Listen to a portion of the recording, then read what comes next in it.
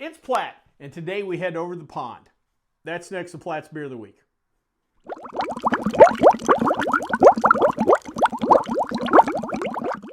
So the particular beer we have today is a classic, Samuel Smith Taddy Porter.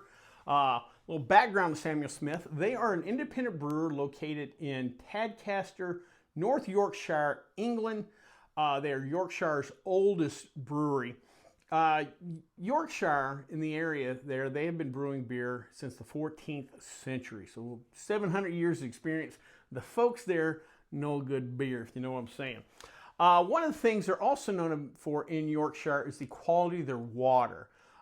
If you've ever heard of the Burton-upon-Trent style beers, that's probably the beer closest tied to a water source. And there's a lot of recipes and talks online how to replicate that water wherever.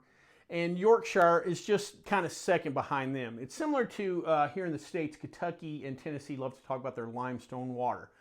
Yorkshire has some limestone water too that helps the quality of their beers, or that's the marketing anyway. As far as Samuel Smith goes, the story of the brewery starts in the year 1758 when the original brewery was built. At the time, it was known as Backhouse and Hartley Brewing. Move ahead around 90 years, and in 1847, a gentleman named John Smith purchased the brewery.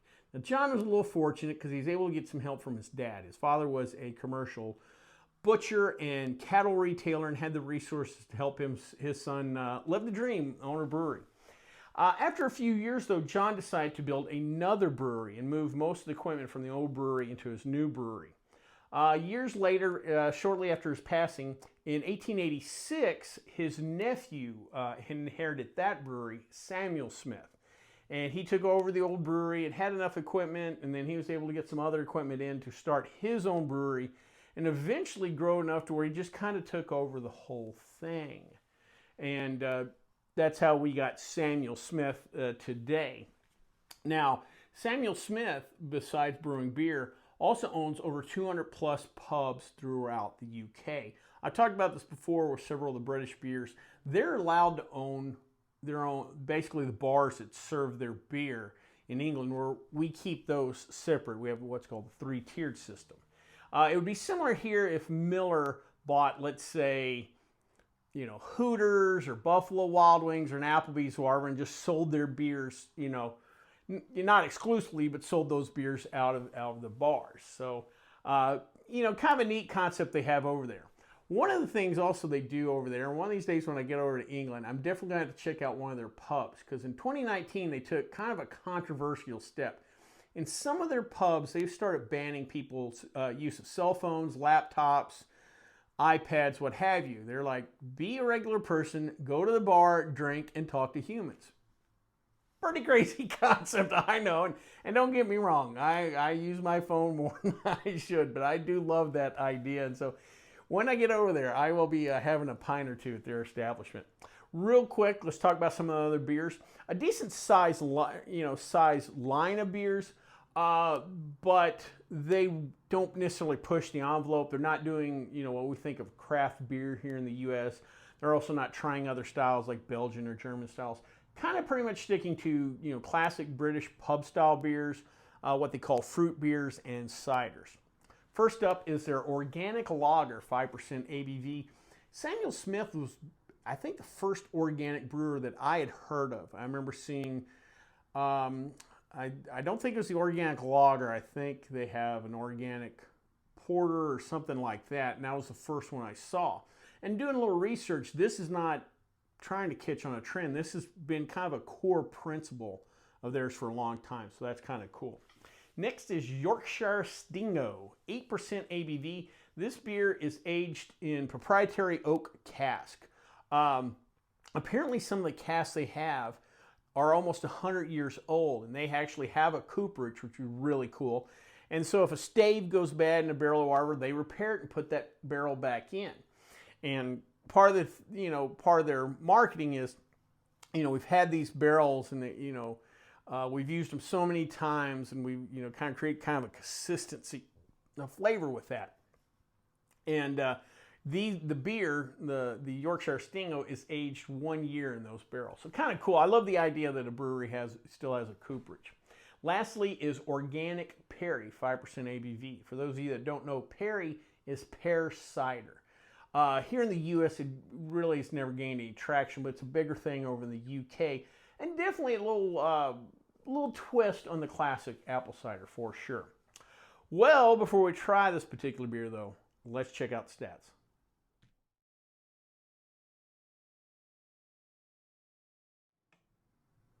So before we get started with this beer, it's time for questions for Platt. If you have a question that you would like me to answer in a video, feel free to send it to plattsboozblog@gmail.com. In the subject line, put questions for Platt. Today's question comes from That Saj. Hopefully I said that right. And he asked a question. Now, his question was 2 paragraphs, so to kind of shorten it, basically asking about how much yeast to use, in a brew. And so I thought today we'd kind of just make a standard answer per gallon. So if you do 2 gallons, 5 gallons, 10 gallons, half gallon, kind of easy to convert. So today I got a couple of little props with you. This is Seth Ale USO5, kind of a standard ale yeast that I use in a lot of my brewing videos. This package is good for 5 gallons. It's an 11-gram pack. So, and I've said in my beer videos, roughly 2 to 3 grams per gallon for beer. Now, this is a standard wine packet. This is a Lalvin wine yeast. It too is good for 5 gallons. It, however, is only a 5-gram pack. And doing a little more research, they suggest roughly 1 to maybe 1.5 grams of wine yeast per gallon. Now, some of you might be asking, well, what's the difference? Or why is it different? Apparently in the research, wine yeast that we use today, even in the home brew shop, is genetically closer to wild yeast, or the wild yeast that it all came from. That beer yeast has been kind of scientifically more genetically altered and gone through so many more generations, machinations, that it is kind of domesticated. And this is not wild, but it's somewhere in between. And because of that, it kind of attacks and is more aggressive when it gets pitched into the wine, so you don't need quite as much. It's going to attack the sugars more, it's going to reproduce faster. It's more aggressive, so you don't need as much. So on wine, 1 to maybe 1.5 grams per gallon, and beer, 2 to 3 grams per gallon. I hope that answers your question. All right, enough of that. Let's get to drinking a beer. All right.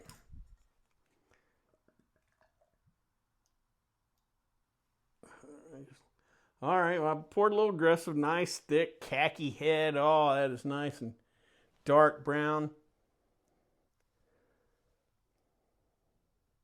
All right, maybe a little more in there. All right. You get some of those chocolate notes in there. You pick up the malt. There's no yeast, to really be noticed in style of beer. Let's go ahead.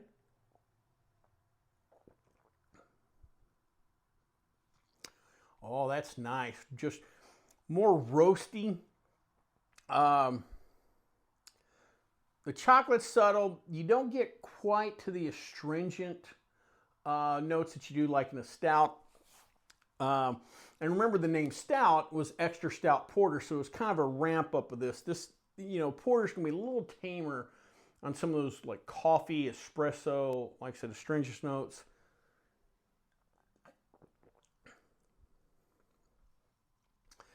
This has just a slight hint of that chocolate milk, though, even though it is darker and a little more aggressive and not as sweet. This is not a milk stout or whatever, but you do get some of those notes in there.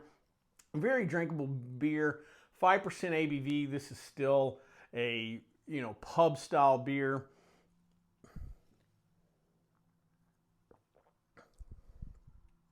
It goes down nice. Medium, maybe medium minus body. But a beer still that has some substance. Just a classic style porter. This one to me, if you have to introduce someone to porter, this is not a bad start to take. Well, I hope you liked this video. If you did, please subscribe down below. Also, please like the video because it lets YouTube know we're putting out good content. If you have any questions, comments, concerns, or beers that you'd like me to try, please leave them in the comment section, or you can always contact me on the Twitter page. Till next time, bottoms up.